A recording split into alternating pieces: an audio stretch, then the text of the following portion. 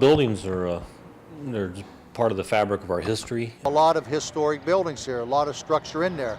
A lot of them, unfortunately, have started to deteriorate because there's no upkeep on it. And those deteriorating buildings are a roadblock to revitalization, but the best way to deal with the problem is not so cut and dry.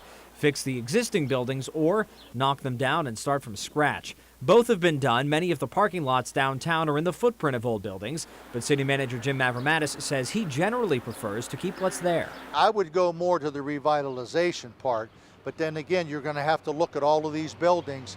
Probably the best thing is to demolish it as far simpler and then build something new. Cost is a big factor in either option. Some owners just don't have the money to get buildings up to code.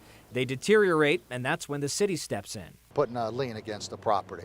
So Which is a costly and long process. Absolutely, absolutely. One success story Mavromatis points to is that of Mark Nelson. Nelson owns 5 buildings downtown and is putting businesses in each. His newest, the Steubenville Popcorn Company, resides in a building built in the 1870s. The bones of the building are strong, and a lot of times it's really cheaper to invest in an older building and fix it up than it is actually to build a new one. Nelson says the key to restoring Steubenville lies in the refurbishing and rebuilding of the structures. In my opinion, everything needs to be done to either bring them back into use, bring the building inventory back into use, or fill in between the buildings that are missing with new buildings that will enable new businesses to come in. The ultimate answer may lie somewhere in the middle. Take Wheeling, for example.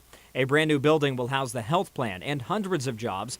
The promise of jobs allowed the city to take adjacent structures off the demolition list. Ultimately, the best course of action is determined on a case-by-case basis, but it's clear the future of Steubenville's downtown relies on the people who live in the city.